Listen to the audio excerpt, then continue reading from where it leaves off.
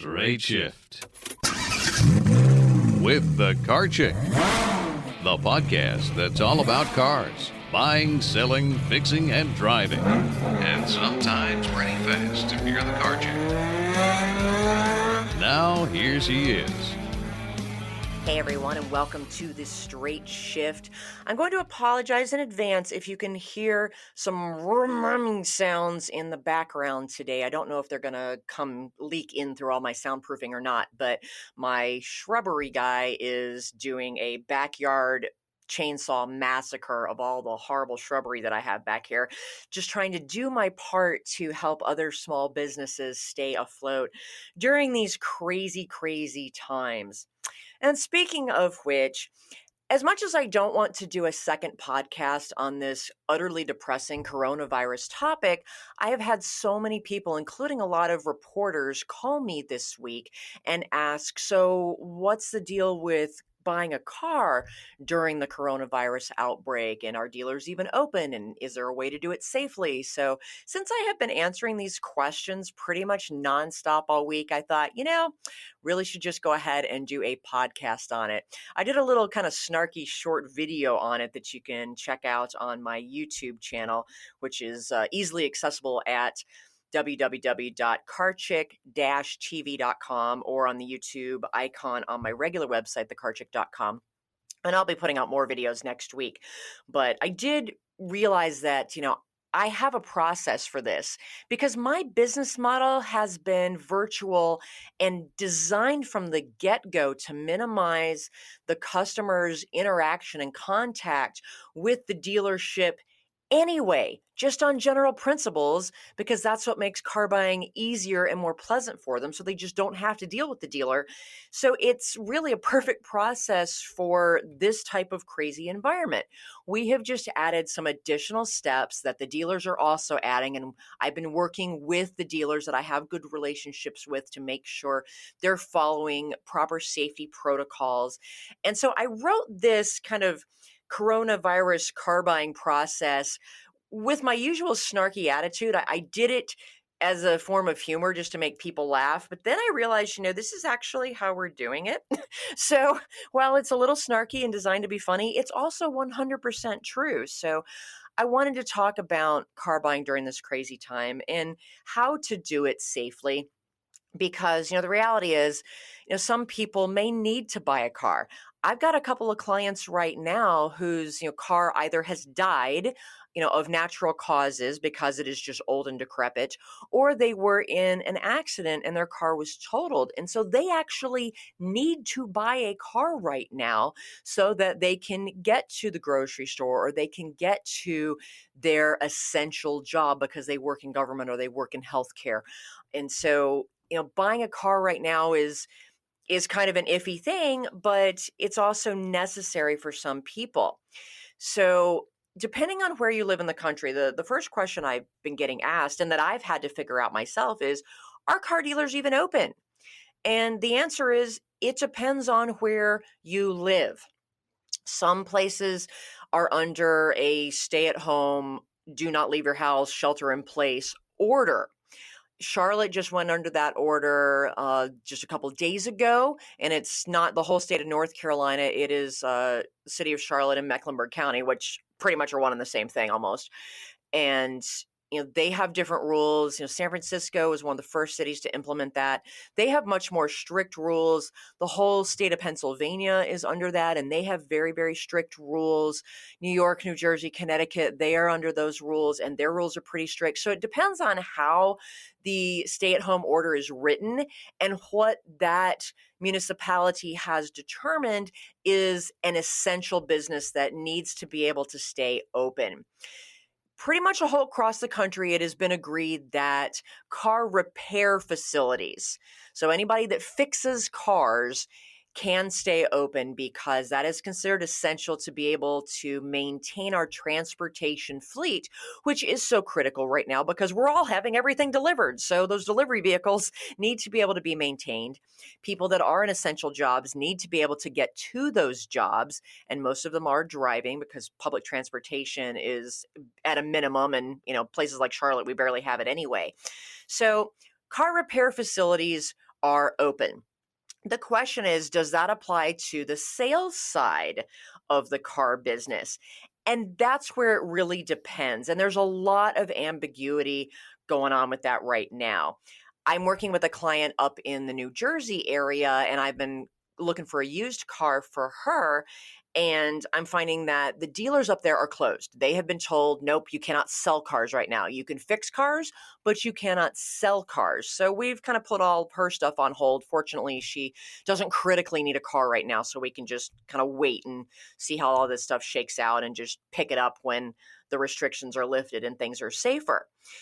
Down here in the Carolinas, in Charlotte, the way the order was written, and I did read all 6 pages of it, it says, car repair and related facilities can be open. So, okay, that's a little vague. What do you mean by related facilities? Does that mean car sales? Does it mean just like the parts department or the body shops? They don't spell it out. So the dealers are kind of operating under, well, until somebody knocks on our door and tells us to shut down, we're going to continue to try and sell cars, albeit safely, but we're going to keep our doors open. So there's even more ambiguity with the small independent dealers, because the franchise dealers or large dealerships that do have a service and repair department underneath their same roof, they're interpreting it as, okay, well, that part of our business is allowed to stay open. Therefore, because we're under the same roof, we are a, quote, related facility, our sales side can stay open. Now, your small independent dealers that don't have a repair side, that's a little more vague, and some of them are interpreting it differently. But my opinion on this is that if the large franchise dealers that have repair facilities are allowed to keep their sales departments open, then the small independent dealers should be allowed to stay open as well, albeit if they follow ridiculously stringent safety procedures.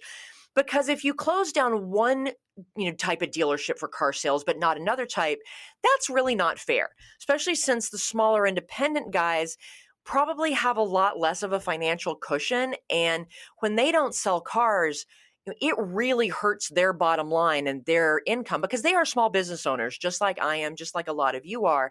And so I think that puts an unfair competitive advantage in the laps of the bigger dealers. So just my opinion, and it's not like the government's asking me for my opinion, but I'm going to give it anyway. If dealers with service departments are allowed to have their sales site open, then I think that small independent dealers should be allowed to sell cars as well. And so far, nobody here in Charlotte has been shut down, so we're just kind of waiting and seeing.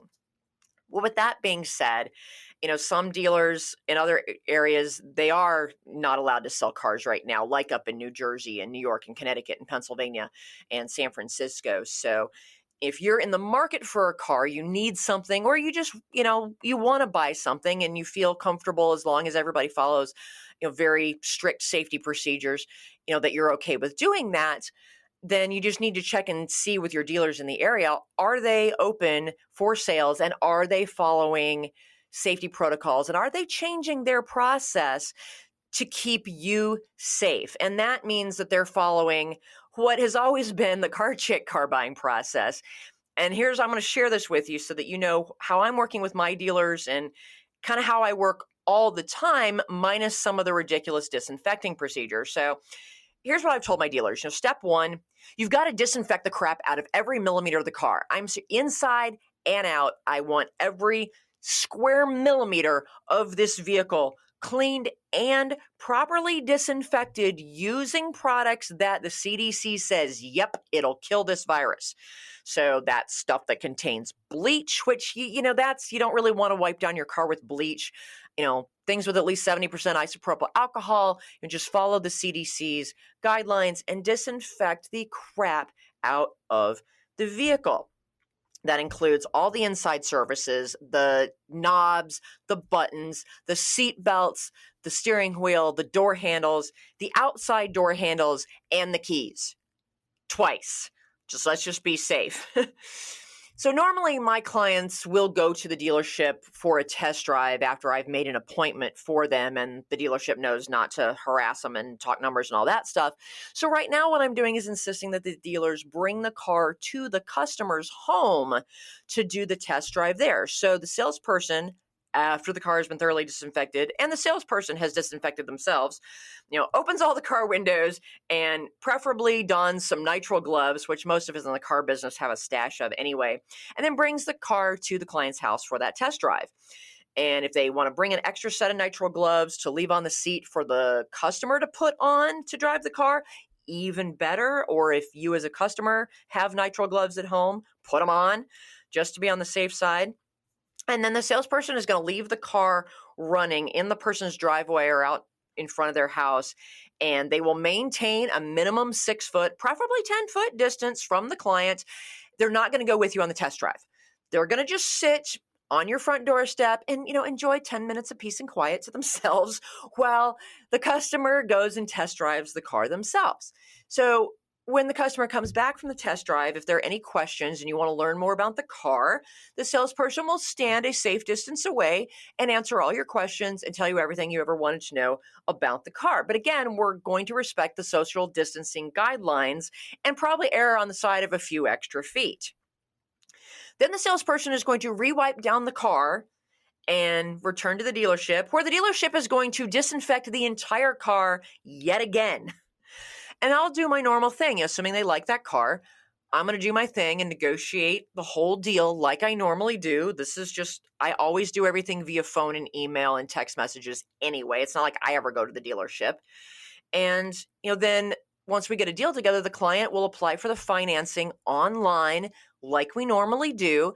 And what I'm telling people with the financing is, if you're financing through the dealership, a lot of the manufacturers are putting out really good interest rates right now. The Fed dropped prime, which is what controls short-term interest rates like car loans. So they dropped that baby to zero a couple of weeks ago, but it's taking the retail banks a little bit of time to kind of adjust to that and adjust the retail auto loan rates. But some of the manufacturers are responding a lot faster with their captive finance companies. And so you can get some low APRs on new cars right now. I'm actually buying a Mazda CX-5 for my pseudo sister-in-law right now, and that's being delivered today. And we were able to get a 0.9% for 60 months from Mazda because they just literally implemented that a few days ago. So it's really great. And you apply online. If you are wanting to finance through your own bank, especially if you're a member of a credit union and they've got a lower rate, find out from them what their process is. Some credit unions are very up on technology and you can do everything electronically, including signing the documents. Some of them are a little more behind the times. If they're going to tell you have to come into the bank, obviously don't do it. Not worth it, even if it's a lower interest rate. But most of them are going to have a process where you can apply online, and then if they need to meet with you physically to sign physical paperwork, you just need to follow the same protocols that you're going to follow with the dealership and signing their paperwork. So how that's going to work is the dealer is going to prepare all said paperwork, and they're going to mark every place you've got to sign in highlighter. We all have tons of yellow and pink highlighters in the car business, so they're going to highlight everything for you. And the bank should do the same thing if you're financing separately through the bank. And again, they're going to clean the crap out of the car and disinfect everything yet again. And the salesperson will bring the car to you along with all of that paperwork. And what I recommend is that if you have any sort of, folding table, camping table, patio table, any type of table that you can set up outside your house, obviously disinfect it before they get there. But that way the salesperson doesn't have to come into your home and, increase the risk a little bit more. Everybody staying outside is a lot safer. So set up a table outside. They come, you stand far away. They put the paperwork on the table. If everybody's wearing gloves, step back, and they will stand 6 to 10 feet away from you and explain where to sign, and just, practice that kind of paranoid social distancing while you're signing all the paperwork with your own pen. and they're going to give you copies of your paperwork. I would recommend putting that inside a gallon Ziploc bag and then immediately putting it in the glove box of the car. I don't normally recommend keeping paperwork in the car's glove box, because if the car is stolen, then the person who stole it has all your paperwork with potentially some sensitive information on it. But right now, because it may take the DMV a little while to get your registration and all that processed on their end, just keep all your paperwork in the car. And if it's sealed in a Ziploc inside your glove box, you're probably not going to touch it for 3 days. And that's what the CDC says the virus can survive on surfaces like plastic and hard surfaces for 3 days. Just keep it sealed in there. It's probably the safest place for it to be, while any potential germs die out. And, then everybody goes home and washes their hands 10 times, and you're good. If you're trading in a vehicle to the dealership, I always have a process with the dealers where we appraise the car virtually. My clients fill out ridiculous levels of information and details on the condition of their car, including measuring the depth of the tread on the tire with a penny and taking pictures of it and taking 4 million pictures. So when I'm negotiating my deals, the dealers never usually see the client's car anyway. So it's a virtual appraisal process. You can do that with most dealers. If they're not comfortable with that, then, while they're doing the test drive, they can, send someone out to your house to look at your car. But I know for a fact that most dealers are doing virtual appraisals or just, really glancing at the car because they don't want to crawl through your potentially nasty, germy car either. So please, for their sake, clean and disinfect your car. And when we come back after the break, we're going to talk very specifically how to do that, whether you're trading your car or not, if you're just continuing to drive it, because your car is probably one of the grossest, germiest things that you own and you don't even realize it. So if you are trading in your car, please do the dealer the courtesy of cleaning and disinfecting it as well, so that it reduces the risk to their people who are going to be driving it back to the dealership and then, processing it either to keep for their lot or to take to the auction and sell it. But if everybody follows these procedures, that's really the safest way that we can still do car buying during this crazy time. And I still recommend, once you get the car delivered to you, go ahead and re-wipe down all the surfaces, the door handles, re-disinfect it yourself. And then you can sit there and enjoy it, looking at it in your driveway until you're allowed to go anywhere. Or if you're not under a house arrest stay-at-home order, you can drive it around with the windows open and take in some fresh air and enjoy driving your new car. So it can be done. With used cars, it's a little more challenging because with a used car, you really want to have that vehicle inspected by an independent mechanic. And, normally you could pick the car up from the dealership and take it to your mechanic for an inspection. I'm not recommending people do that because I am erring on the side of we should all be staying at home as much as possible, whether we're under an order to do so or not, just so that we can flatten this curve and kick this virus's butt as quickly as possible and get back to life. But I've always used a company called the Lemon Squad, and you can see them at lemonsquad.com. They are still operating in areas where they are legally allowed to. So what you'll need to do is call them. You can go to their website, their phone number's out there, and find out, what A, if they're operating in your area, and B, what is the time frame? Because it's usually they can get out there in 24 to 48 hours and turn an inspection around really quickly. It's taking longer now. So you just need to call and kind of find out what the deal is in your area and let them do the inspection. They have safety protocols they're following, and it just kind of keeps you out of the loop and keeps you extra safe, so that you don't have to worry about getting the car inspected. But, don't buy a used car without having it inspected, even during these times. And so a lot of the reporters have been asking me, well, what about, those online, companies and car vending machines that deliver your car to your door? Well, if you listened to my podcast last month, you know that I have some issues with those places, and I have more issues with some than others. But, my issue with them remains. You have to buy the car before you can get it inspected, which I don't like. But if you do it right, it can be okay. It's just they have not, and I checked this as early as this morning.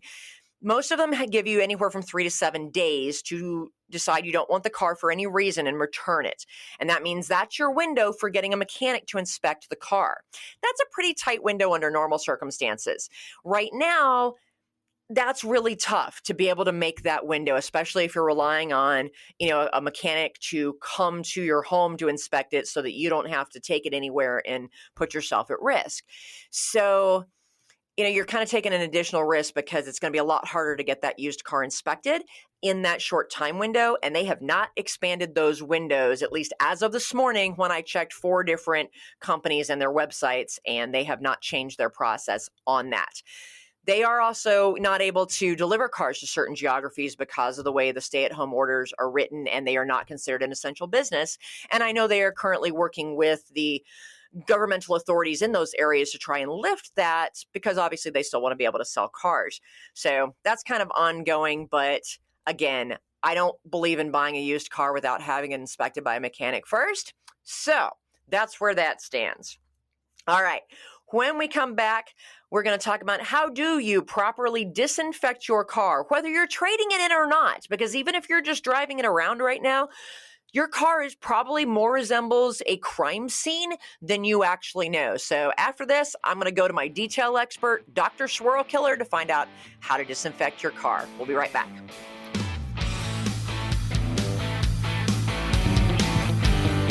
Do you hate car shopping? Do you worry about being taken advantage of or about finding the right car at a great price? Buying a car can be a frustrating and time-consuming experience.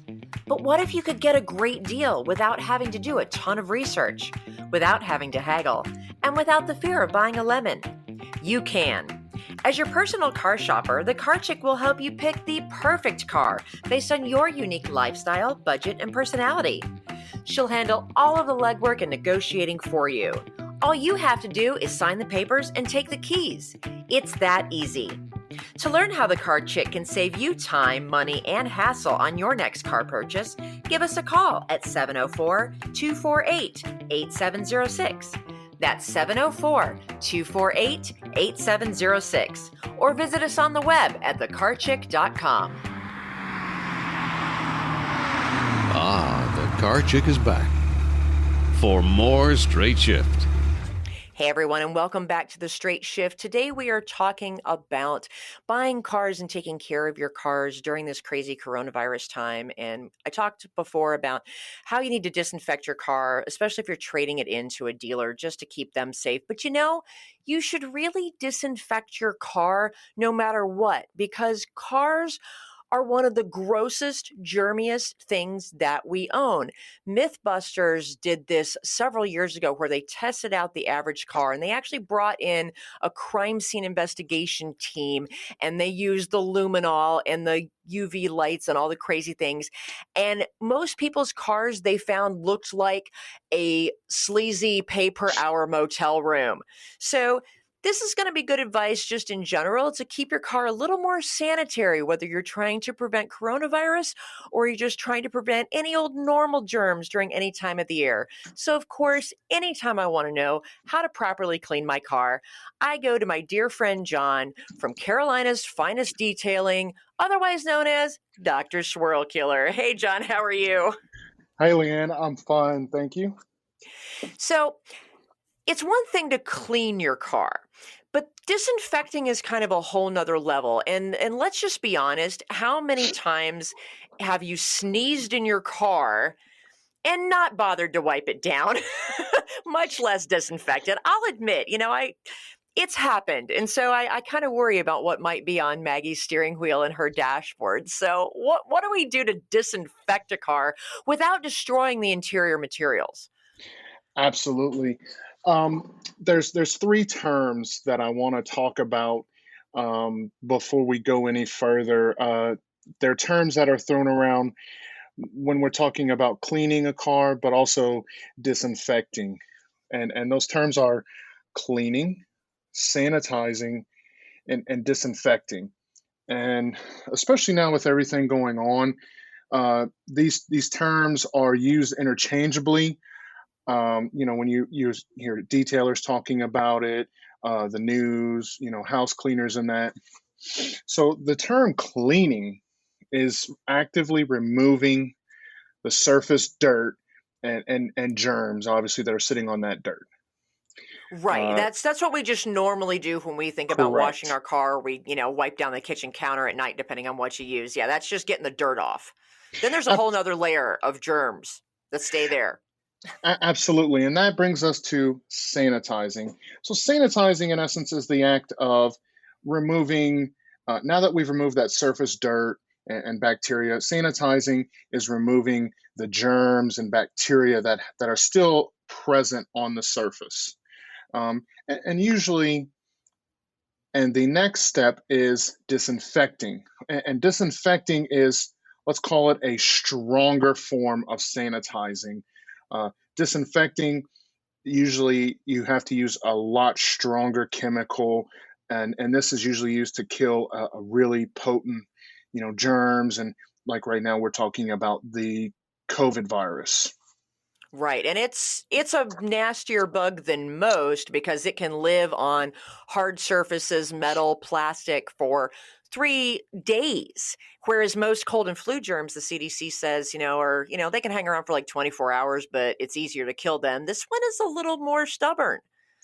Absolutely, and that's why you want to be really careful when we're talking about the act of disinfecting. The COVID virus has proven to be far harder to kill than any type than a lot of your cold and your flu, or the stomach bug, those kind of germs and viruses.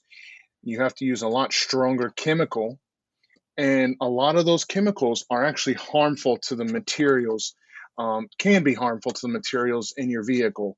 A lot of your vehicle surfaces aren't, they're not as well built, or they can't take the chemicals. You can't use real strong chemicals in them like you can on your granite countertops, or your refrigerator, stuff like that. Some of these chemicals can actually damage certain surfaces inside your vehicle. And that doesn't surprise me because, especially as they're trying to use more nice, soft touch materials that are more luxurious and cushier to our touch, they're also softer and more vulnerable. I've even noticed my doorknob, which I've been disinfecting like 4 times a day. I'm erring on the side of paranoia. My oil rubbed bronze external doorknob to my house is starting to look terrible because I have been disinfecting it with bleach. And, it's just, oh, well, I'll spray paint it later. But, I certainly don't want to destroy the interior of my car or, bleach it out, because so many cars, the interiors are black. They're made out of black materials, and that's going to fade or get damaged really easily. So what do you use that will kill this horrible virus and not your car? Regardless of what it's doing to our own bodies. Yeah, I've just kind of thrown that whole thing out the window. It's like, coronavirus, cancer, I don't know, whatever. Absolutely. So the best advice that I like to give my clients.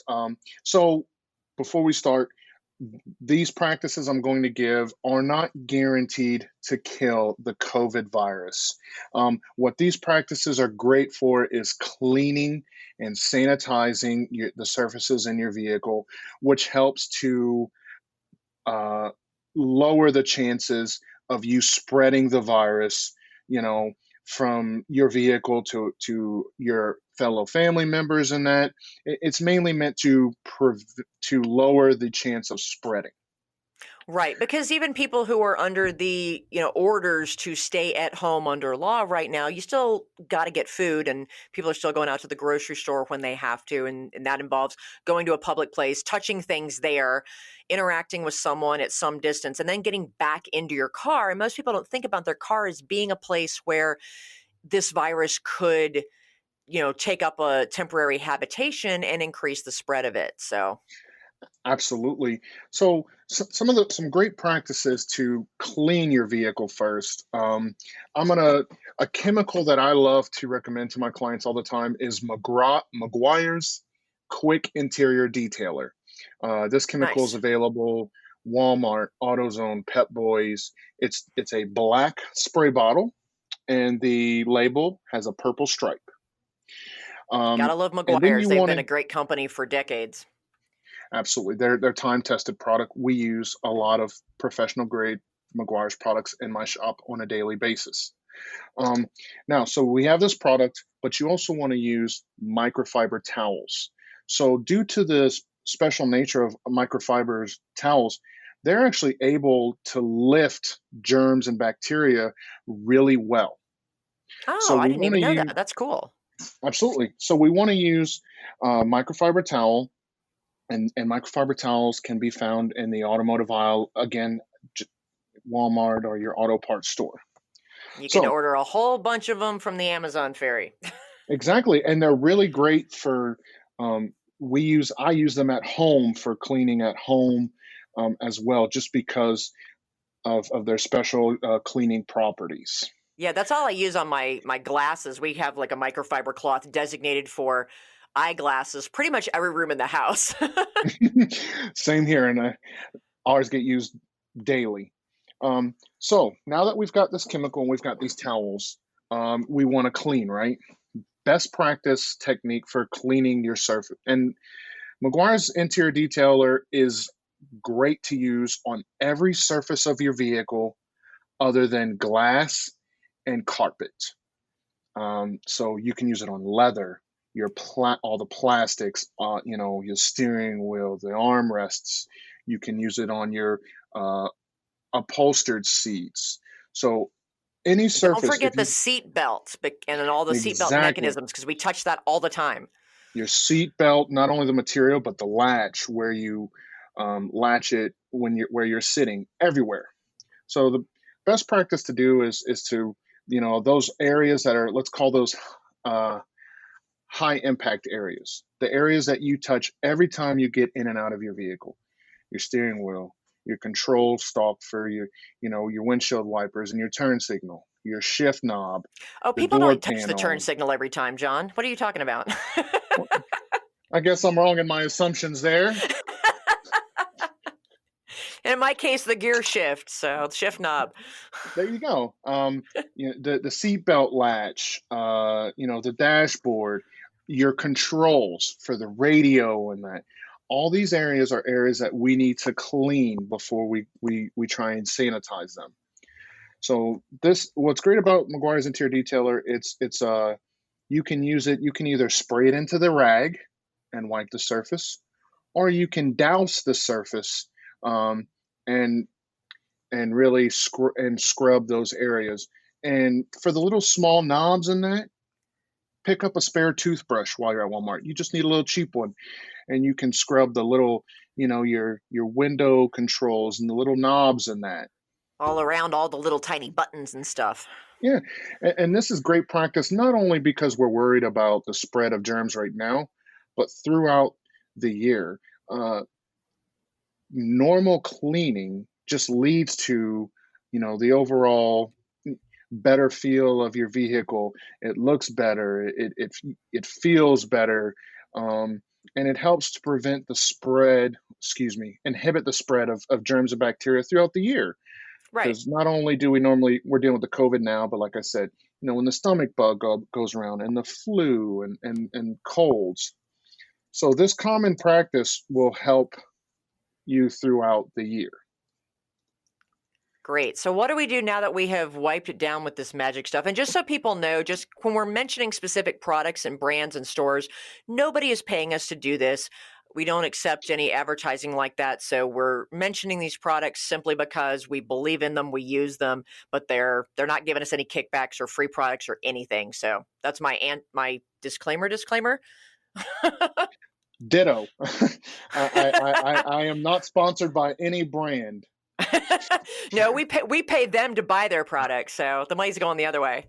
Yeah. So what do we do now that we have cleaned all the surfaces? How do we get to that next step of sanitizing and then to disinfecting to try and get rid of as much as we possibly can? Yeah. So sanitizing. So pretty much the safest chemical that I have found on a vehicle surface to sanitize is Lysol. Um, uh, and Lysol again is meant to kill as many germs and bacteria as possible. So with Lysol, we want to use a little more we don't want to be as liberal with this step. So the best case now that we've cleaned and all these surfaces is to spray the Lysol directly into a microfiber towel A new one, a And fresh one, not the same one you used to correct. clean the Yep. car.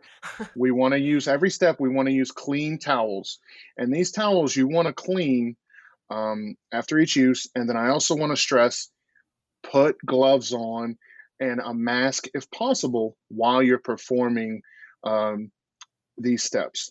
We use on a daily basis, we use masks and gloves when we're cleaning, just because you're stirring up things when you're, both cleaning and sanitizing. So if And the possible, reality is wear these protection. chemicals have things in them that are not good for us either, so you don't want them to be absorbed through your skin or inhaling them just because they're nasty toxic chemicals, and that's just, that's the nature of the automotive industry. Absolutely. So take your microfiber. It's great to fold it into four. Spray some Lysol into the microfiber towel, and you want to wipe your surfaces. Now, some surfaces are a little more fragile, like we spoke about. So a lot of times your control stalks for the turn signal and that, if you look on them, they have printed on them. The lettering is white. Oh, the lettering on Maggie has worn off by now. So Just the it's oils all in your skin over time will wear those off, but you don't want to exacerbate it with an overabundance of Lysol. exactly. So certain areas that tend to be fragile, your plastics, try and before you do this step, use it in an area that's inconspicuous, just to test for color fastness or to ensure you're not etching, chemical etching any of those surfaces.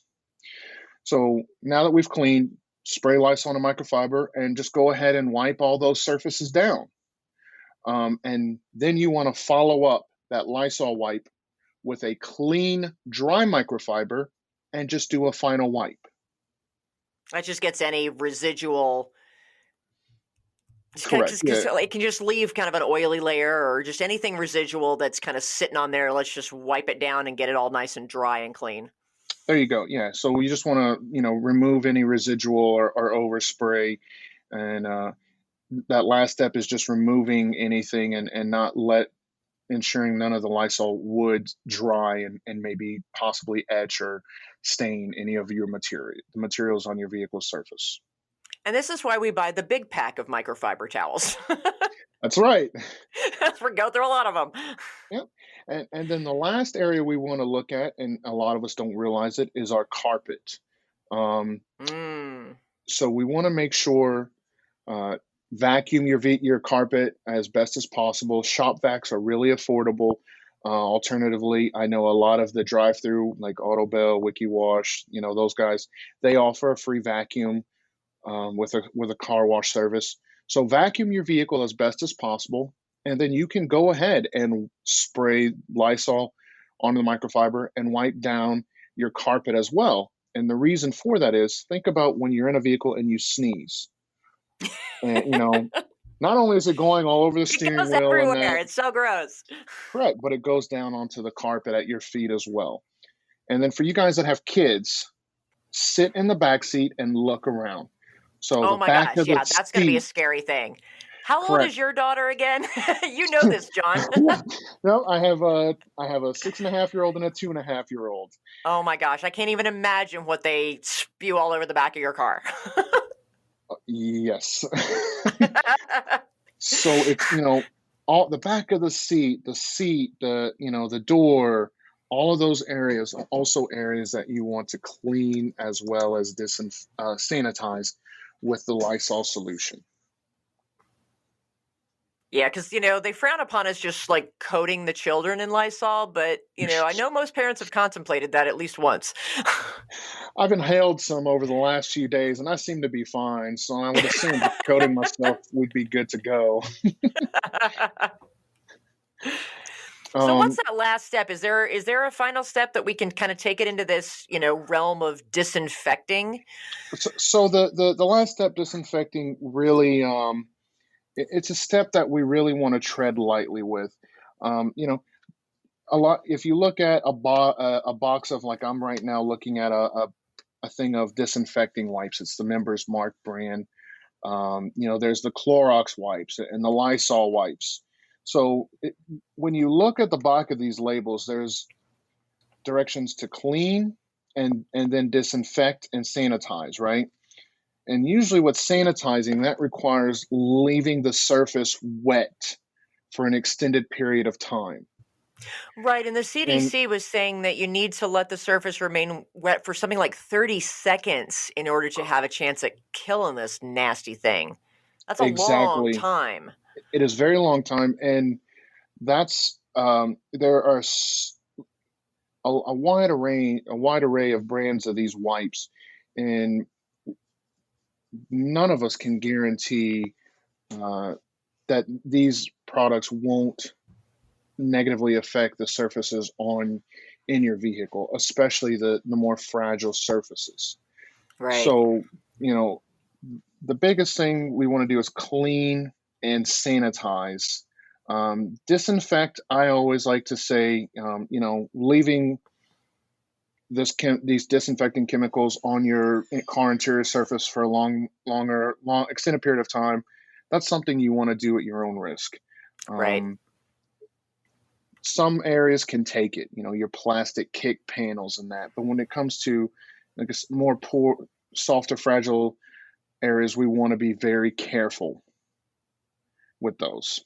Yeah, and that makes sense. And you just kind of have to decide for yourself what to do. I've taken some of the harsher chemicals and a lot of like 70% isopropyl alcohol and, wipe down Maggie's steering wheel and her gear shift, which are the things that I touch the most, as well as the Hmm. seatbelt mechanisms, because, those are the higher risk areas for me. And Maggie's, she's an '04. So, if it does damage those surfaces a little bit, I'll live with it because I'm E- in the high risk group. And so for me, taking every precaution that I possibly can to protect myself is going to be more important than, whether Maggie's steering wheel gets faded or not. I can always replace that or put a cover on it if I have to, but that's my personal choice. So, Correct. And Maggie is a Mini Cooper, which you know they use a little bit higher grade material than some other brands, and that's the big thing that we have to tread lightly where we're talking about disinfecting. Is the quality of the material. Um, so if you have a Chrysler product, it's going to get damaged. no comments. Yes, there it is. I said it. and, Everybody knows and how I feel about Chrysler products. Yep, and some of the Ford plastics as well, especially the door plastics, are a lot more fragile. When we here in the shop, we use a lot of steam to clean and sanitize surfaces. We have to be really careful with Chrysler plastic as well as Ford, um, to not discolor or ruin them, actually. Wow. I'm not really surprised. And, all the manufacturers are using more and more of the plastics, and they're using cheaper and cheaper plastics to keep their costs down and also to continue to lighten the cars. To any way we can reduce weight, let's use cheaper plastics because it's lighter and it's cheaper. So, and that's happening everywhere. I'm seeing cheaper plastics being used in your high end German cars these days. So nobody's really immune to it, but some are still worse than others. Absolutely. And I also want to put a disclaimer out there. With the COVID thing going on right now, you will see a lot of people advertising um, that they can put an antimicrobial product in on your vehicle services surfaces. That just sounds Uh, like BS to me. I'm going to err on the side of caution and say it is. Um, the thing is, you can have an antimicrobial property built into, a leather protectant or a plastic protectant or a fabric protectant, but how long is that property going to last? And, when you say Um, antimicrobial, you're talking about microbes. That is a really broad area. And there's a big difference, between your microbes. And so, a virus that is this stubborn and strong, is totally different than if you're just talking about, some bacteria that float around that are easier to kill. So, antimicrobial, that's just a very vague term that I wouldn't trust, any further than I could throw it. Absolutely, and that's why I want to make sure your listeners are aware of this. I don't want anybody being taken advantage of, falling into the trap of somebody selling them that they can put an antimicrobial, protectant on their vehicle. The best practice that you can do not only now, but throughout the year, is cleaning and sanitizing. That's great advice, Sean. And thank you for really clarifying the distance, the difference between all those terms, because that's not even, we kind of throw those around very interchangeably, and they're really not, especially, if you talk to medical professionals where there are very specific meanings to those terms and specific processes and certain chemicals that they use. And that was really helpful to me to get that clarification from you, John. So thank you for sharing that. And thank you for sharing your knowledge and which products we should be using. And, remember, folks, it's still no guarantees that it's going to protect you from this nasty, nasty virus, but we're just all going to do everything that we possibly can to keep ourselves safe, to keep our families and our community safe. So, stay home, stay safe, only go out if you have to, and just all year round, keep your car clean. We don't need your car looking like, a no-tell motel or a crime scene.